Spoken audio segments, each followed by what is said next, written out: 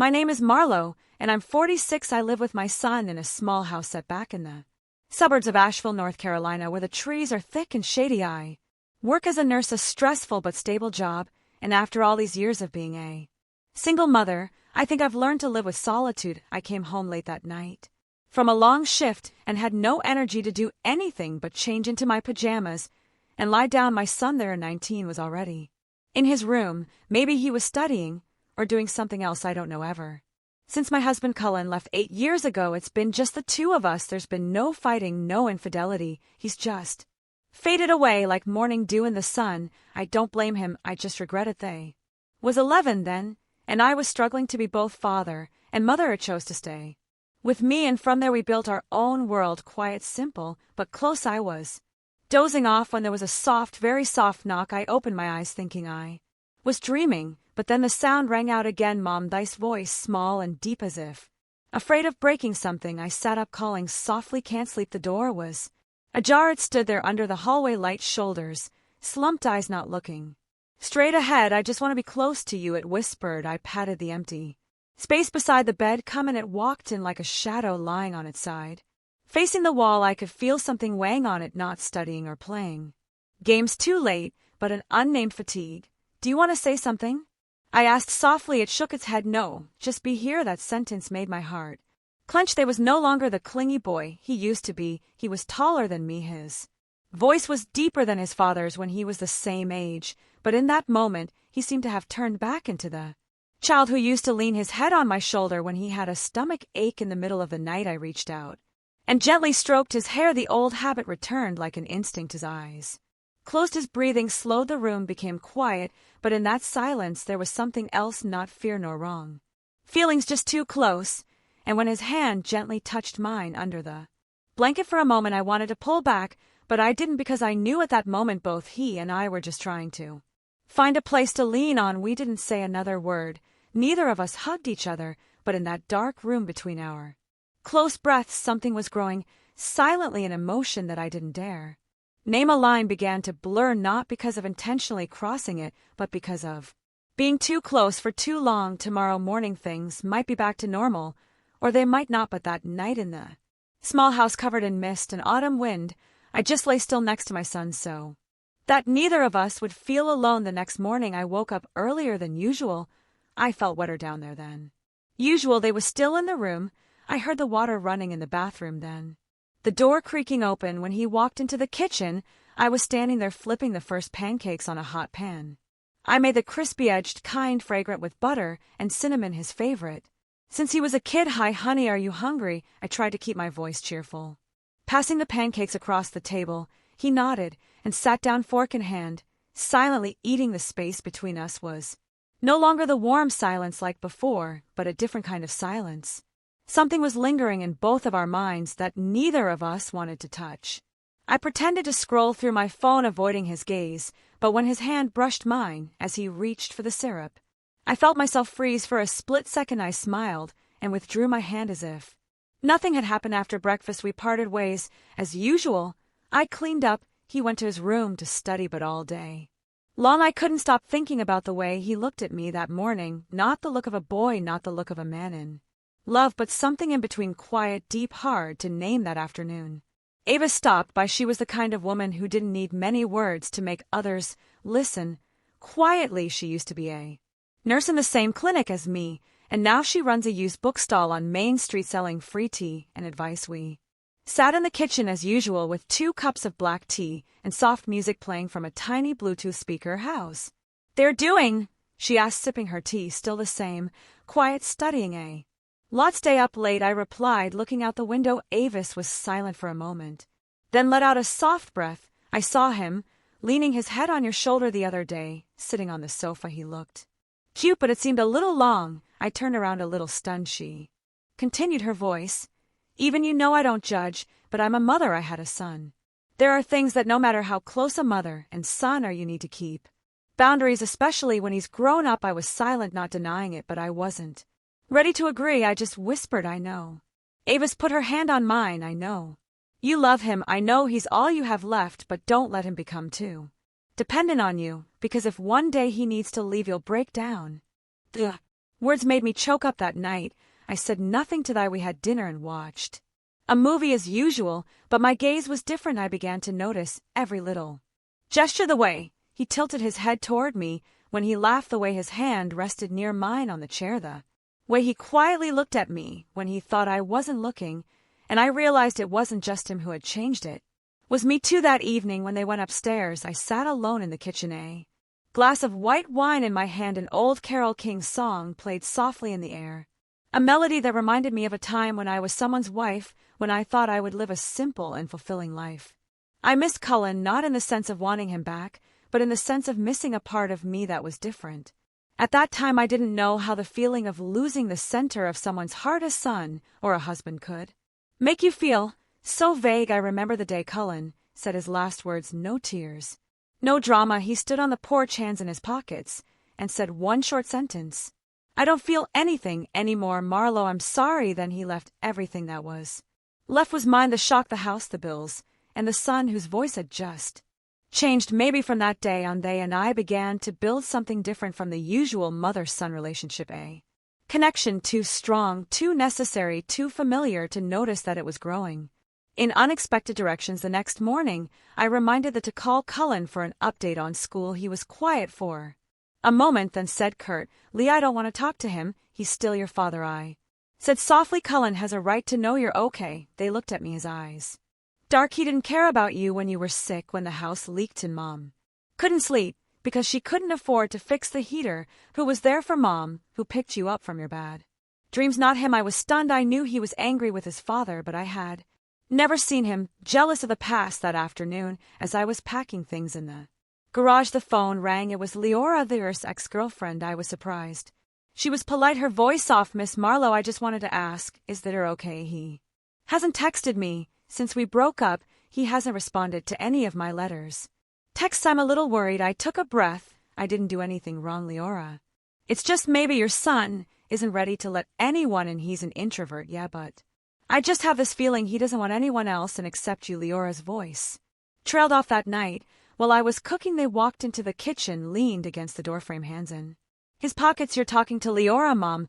I didn't turn around, just nodded. You should reply to her. After all, we loved each other. Thayer fell silent, then moved closer, lowering his voice. I don't want anyone else to come in, Mom. I turned back, meeting his gaze. His eyes were deep, his voice calm, but there was something so real there. I feel you're the only one who understands me, and I don't need anyone else. My heart clenched. But you can't be everything, I said, my voice low, almost prayerful. He looked at me for a long moment.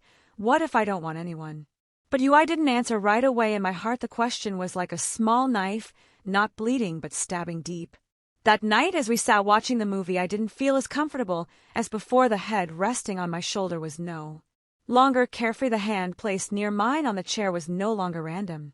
The silence that stretched between us was no longer a break, but something waiting to explode. I couldn't name that feeling, and I was afraid that I would be wrong, even if only in my thoughts. Our bond was no longer as pure as before, and the cruelest thing was we both knew. We didn't mention that night. Neither of us said anything wrong, but the distance between me and the physically close had begun to widen in my mind, and more alarmingly, it had begun to show in his eyes. 3 days later, I called Cullen, not because I missed him, and certainly not because I needed him, but because I thought they needed some anchor other than me. He answered on the third ring, his voice as non-committal as before, but polite. How are you, Marlo? Fine. I called about there. He's home, he's doing well, but I thought you should see him. There was a pause, and then Cullen said, I'm not sure he wants to see you. I exhaled. Maybe, but he's still my son. We left it at that, a simple call, no emotion, no open-endedness. But when I hung up and turned around, I saw Thayer standing there. How long had he been there? His gaze on me wasn't angry, not questioning. There was just something different, as if I had betrayed some unspoken understanding between us. Do you still talk to him? His voice was soft, not accusatory. That made me feel worse sometimes. Just to check in on me. He nodded slowly. I thought you didn't need anyone else. The words fell into the air like a pebble dropped into a still lake. I didn't know how to respond. I didn't dare. That night, as we watched the movie, Thayer sat closer to me than usual. Sometimes he turned to look at me, his eyes long and thoughtful. When the movie ended, I stood up to clear the dishes, but he touched my arm lightly, just enough to make me stop. Do you remember when we were stuck in the car in the snow that year? Yes, when the car died I slept in your arms all night, and in the morning my hair was slightly frozen. He smiled a distant smile that day. I thought if the world were to end, just having you hold me would be enough. I turned away, hiding my eyes. That was when I was a little girl. And now she asked. I didn't answer. The next morning, I saw Leora again, this time in person at the little bakery where she worked on the weekends. I hadn't meant to stop by, but when I saw the familiar curly hair through the glass door, I walked in as if drawn by something from afar. She smiled at me, a genuine, slightly sad smile. Miss Marlowe. Hello, Leora. How are you? Fine. I just think about the Sometimes. I nodded. He thinks about me too, but he doesn't know how to show it. Leora looked at me, hesitating. Can I ask you the truth? I looked up, feeling like I knew what was coming. I don't know, but I have a feeling that they doesn't let anyone near him because he's devoted himself to one person.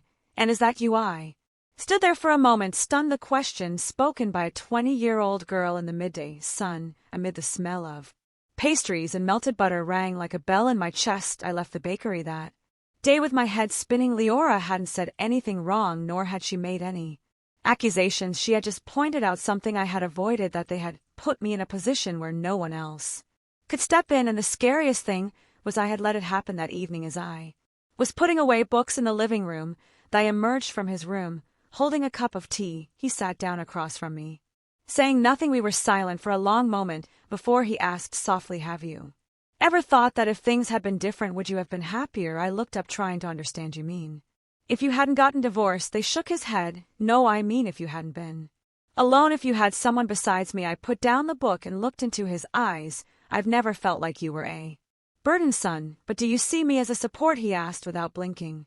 I didn't answer. I couldn't. After he went back to his room, I sat alone for a long time on the table. Under a pile of forgotten that are textbooks, I found an old leather notebook, the kind of music book where he used to jot down impromptu melodies with the black ink pen I had given him 2 Christmases ago. I didn't intend to read it, but my hand opened it.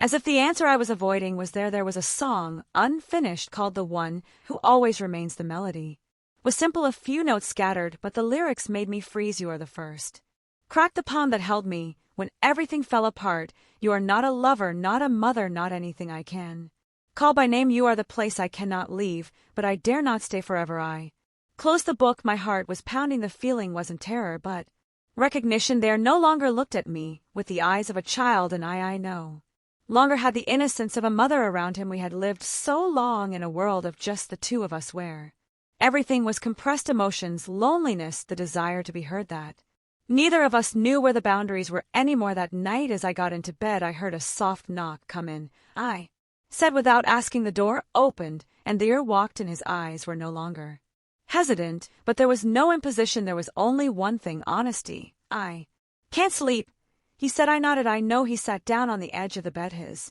hands on the blanket. There was a long silence before he said softly, I know this shouldn't be, but I can't pretend it's not happening. I don't feel this way about anyone else, only about you. I swallowed, my heart tightening. He interrupted me very gently. I'm not asking for permission. I'm not expecting you to answer. I just need you to know. I put my hand on his for the first time. I took the initiative, not to encourage you, but to say, I understand. You're the most beautiful thing in my life, I said, and that's why I won't let anything ruin you. He nodded. There were no tears, no drama. Just the two of us sitting together in a very real silence where love and boundaries collided like 2 waves in opposite directions. We didn't lie next to each other that night. He went back to his room, and I lay awake staring at the ceiling, acknowledging for the first time that there are feelings that, if not placed in the right place, can become something that makes people no longer recognize themselves. For a while, everything was as still as a lake in the early morning after that night there, and I kept a more natural distance. No more unconscious touches, no more lingering glances, but nothing really happened. We just took a step back, stood still in that space, both pretending that it was enough. Then came Saturday night. I was folding laundry when the phone rang, an unfamiliar number. My intuition sent a chill down my spine from the first ring. Marlowe Gray, a woman's voice said when I picked up. Yes, we're calling from the downtown emergency room. Your son, Dear Gray, has just been admitted. Minor car accident. He's conscious, not in danger, but needs immediate medical attention. I dropped the shirt I was folding, my heart pounding like someone was squeezing my chest, all my emotions shattered in one breath he could be gone, and I didn't know I arrived at the hospital in 18 minutes, but it felt like 18 years when I ran into the cold, bright hallway and saw they were sitting on the hospital bed with a white bandage wrapped around his forehead. I didn't have time to think. I held him, holding him tight, unable to say a word. He didn't push me away. He just whispered, "I'm fine, Mom," in a voice that shook slightly, which he tried to hide. I didn't feel any pain, but tears welled up uncontrollably, not because they was hurt, but because I felt like I was about to lose the most important thing in my life again. The doctor said it was just a superficial wound, needed a few hours of observation, and could go home that night. I sat by his bedside, holding his hand as I had when he was a baby, grateful and scared. Avis arrived a few minutes later, carrying coffee and a direct look. She sat next to me in the hallway as they fell asleep on the painkillers. "You're shaking," she said, handing me the coffee. I took it with both hands. I thought I was going to lose him. I whispered, my eyes never leaving the hospital door. Ava sat still for a moment, then said, her voice low and steady, "No, you're more afraid of losing something than your child." I turned. She didn't look at me, just continued, "I saw the way you looked at him. It wasn't the way I looked at my child, or any mother would look at her child. You may not have done anything wrong, but you're drifting in that direction." I started to protest, but my throat tightened, and I realized she was right. When they woke up, I helped him up to drink some water. His hand was around my shoulder, squeezing gently, the gesture normal with a lover. To me, it was shattering. I brought him home around midnight. It was raining lightly. We didn't talk much. When I tucked him in, my hand lingered on his shoulder longer than it should have. I looked at me, his eyes soft and expectant. I leaned down, intending to kiss his forehead, but my lips stopped mid-sentence, inches from his skin, and then I pulled back, straightened up, and tucked my hands into my coat pockets. "Go to sleep, Mommy's in the next room," I said quickly, and turned away. I didn't cry that night, but I didn't sleep. I just lay there, eyes open in the dark, listening to the rain, and my heartbeat erratic, uncontrolled. I began to think, what would I do if one day they no longer saw me as his mother? The next morning we had breakfast as usual, but no one touched each other. No one talked about the accident. No one mentioned the night before. There was silence between us. Avis didn't return my text. "I think you need time or distance, or both. I don't blame you. I'm just starting to get scared of myself." 3 days after the accident, they returned to his normal routine, at least on the surface. He studied, ate on time, helped me clean up, even took the trash out to the backyard without being asked. But something had changed. He stopped touching me. He stopped sitting close on the sofa. He stopped looking into my eyes as long as he used to, and that made me uneasy. One afternoon, as Shelley said, looking at us in turn, "Not everyone has the strength to enter a space as honest as this." We sat next to each other, not touching, but close enough to hear each breath. Shelley started with simple questions: how she had been feeling lately, changes since the accident, family bonds. It all seemed like polite conversation until they said, almost in a whisper, "I think I don't know you as my mother anymore." I turned to look at her, but Shell raised her hand, slightly signaling me not to answer. "Can you elaborate?" she asked. "I grew up in a world where there was only my mother," they continued. "After my father left, she was the only one there when I was in pain. She was my medicine when I was down. She was my wall when I was lonely. She was my everything." But little by little, I didn't know how to love anyone else. All my first emotions, everything I learned about attachment, it came from her. I felt a part of me collapse, not from shock, but from understanding. Shelley turned to me. "Ms. Marlowe, what do you think when you hear this?" I swallowed, then said softly, "I feel guilty. I've been the best mother I could be, but maybe I've put my son in a place he shouldn't have been." Shelley nodded, waiting for me to continue. I was lonely, not in the sense of needing a man, but in the sense of needing someone to see me, and there he always saw me. He saw me as a person, not just a mother. I didn't ask for that, but I didn't push him away when I needed him. I let that closeness stay, because I needed it too. No one spoke for a few seconds, then they put his hands on his knees, squeezed them tightly. "I don't want to hurt you, but if I don't leave, I think we'll both be consumed." Shelley looked at me, then said, "It's not a bad feeling. It's a natural consequence of being so deeply attached so long in loneliness. But if two people want to keep this love intact, they need to create a healthy distance." I nodded, my eyes stung. I took the hand. "For the first time in days, I have to go away from you for a while, so we can both live independently of each other." I nodded. "I know, and I will, but not because I don't need you anymore, but because I need to be myself apart from you. The session ended in a knowing silence. No one cried. No one was angry. There was only agreement, a pact between two souls that had come too close to the edge. That night, as I packed the room for an upcoming trip and exchange semester in Vermont, I found a folded piece of paper. Tucked into a notebook, it was handwritten. You are where I always come back to, but if I stay inside you, I will never learn to walk, and I know you want me to learn that. I folded the paper and put it in my pocket. Then I sat down on his bed. The room would be empty in a few days, and for the first time I cried, not because of the pain, but because I was letting love live its own life. Vermont greeted the with a light snow and pale gray skies. I'd read everything about it: quaint college campuses, quiet small towns, independent bookstores, and cozy coffee shops, all of which seemed like good places to start over. We didn't call it a breakup, just time apart, but there and I both knew it wasn't just about physical distance. It was about rebuilding boundaries, resetting the first bricks of a relationship we wanted to keep intact. The night before he left, it rained, not hard, just enough to fog up the windows and make the quiet footsteps in the kitchen sound longer than usual. I was washing dishes when they walked in, holding an old pillow and a thin blanket, both of which had been his since he was 12. I can't sleep, he said, as if we were back to that first night after Cullen left. I nodded. No need to ask. I led her upstairs without turning on the light. In the dimness, I pulled the covers up to the bed, and she lay down beside me. As she had hundreds of nights before, no one touched anyone, no one spoke. There was only the soft patter of rain on the tin roof and the steady heartbeats of the two people lying next to her. Are you afraid? They asked after a long pause. I turned to her. Afraid that you would leave and then not need me anymore.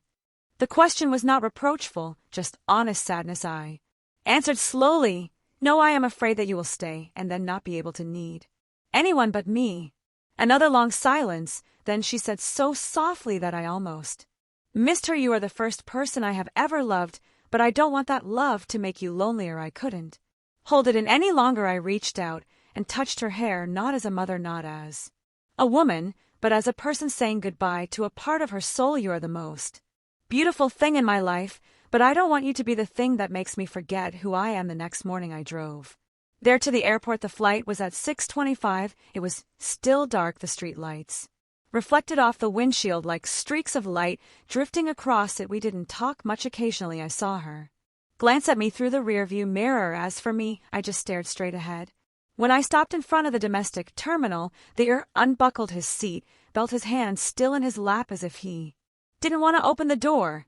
I'm writing you a letter, he said, pulling a white envelope from his pocket. Don't read it yet. Wait until we get home. I nodded. I took the letter, didn't open it.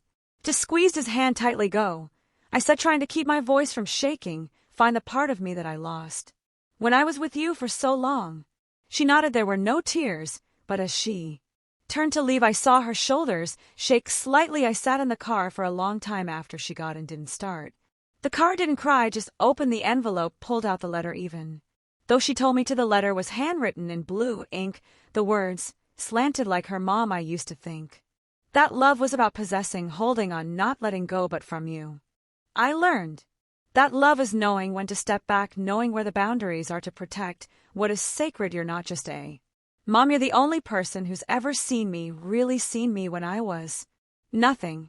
And that's why I had to learn to leave you to know who I am. Apart from your love, I'm not leaving. Just go away, so that when I return, I can stand before you as someone strong enough, unique enough to love you properly. My son. There I folded the letter. The wind blew through the cracks in the glass door, cold and real, but for the first time in many years I did not feel empty. I felt light, like I had just set a large stone on the ground. After carrying it for so long, I turned the car around. The way home was the same familiar curves, the old gas station, Leora's bakery with its lights on, but inside me something had changed. There was no longer by my side, but there was no longer the fear of losing him, because now I knew there are loves that are only true when set free. 5 years have passed like a quiet river, not forgetting but accepting. I still live in the same house in Asheville, now renovated, a new roof, a painted front door, lavender plants on the porch, little things, but they make the space seem less haunted. They didn't come back.